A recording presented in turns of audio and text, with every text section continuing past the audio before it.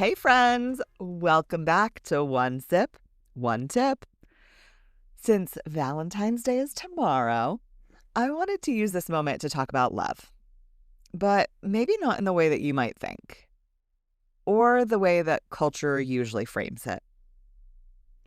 Because the truth is, love isn't only romantic. Love is something we all need. Whether you're single, dating, married, healing, grieving, or even thriving, we still need love. And one thing I decided years ago is this: love feels the same in every language. In 2008, I went on my first missions trip, my first real opportunity to serve at a boys' orphanage in El Salvador. And I genuinely thought I belonged there long term. I thought, this is it. This is my life, full-time missions work. It was also my first time in another country where I tried to use Spanish beyond the classroom. And to say it was rough is an understatement. I knew some Spanish from high school, but real life Spanish, in a totally different environment, different accent, different pace, different everything. It was certainly humbling. But here's what I realized. Even when words failed, love does not. I learned that you can communicate love through body language, through a simple smile, through patience, through staying engaged, even when you feel awkward, and even through tiny words you do know.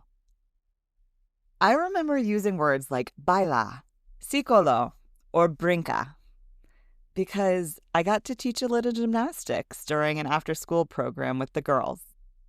And what's so funny is I thought I was there to teach them, but I learned from them too.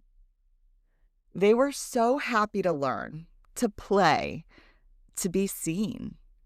They were so open to connection. And even though I was there for a short time, it felt like love still translated. And then there was hospitality.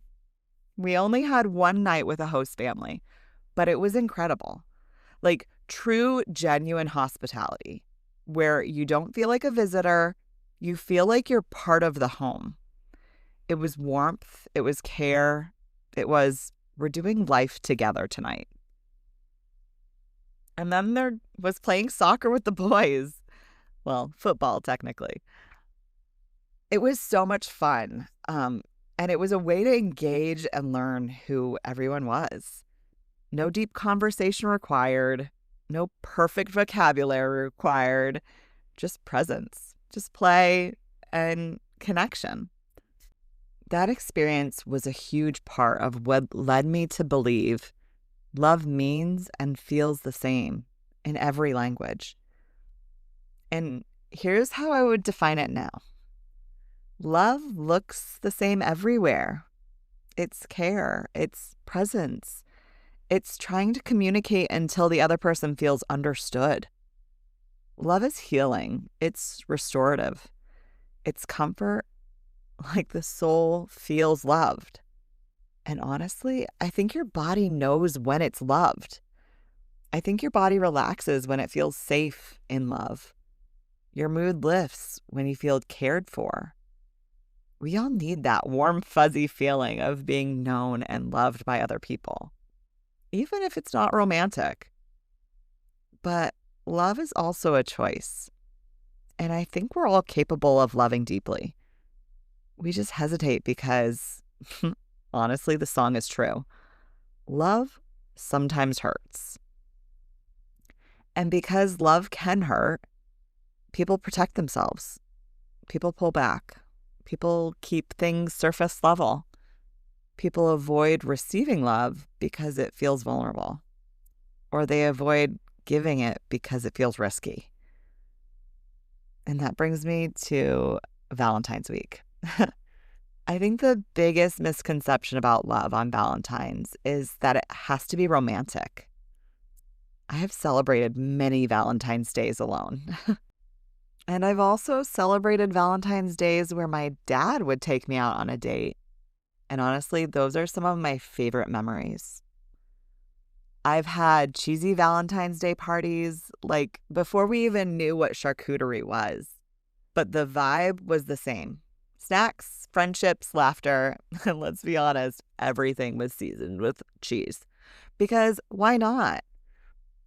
And I just want to say this clearly. If Valentine's doesn't look romantic for you this year, that doesn't mean love is absent from your life. For me, a small expression of love can be touch, like a hug. That feels so sweet to me, and time with people feels like love to me too. And the way I give love at this point is honestly how I receive love: time, touch, and a little bit of joy. I like to give things. I like to help. I like bringing joy into the room. I love showing up. But here's something I've learned about myself, and maybe you'll relate. Sometimes I feel like I have to earn love. And if I'm in that mindset, it can be harder for me to receive help or believe people when they affirm me, especially when they're loving me in their language. So I'm practicing something simple. When someone helps me, when someone affirms me, when someone loves me well, I'm practicing by saying, I receive that, and it means a lot. I'm not deflecting, not minimizing, not joking it away, but just receiving it. And I want to encourage you, especially this weekend. Let people love you. Believe them when they affirm you. And let love land. And also, if you're busy or tired and you get short with people, I totally get it.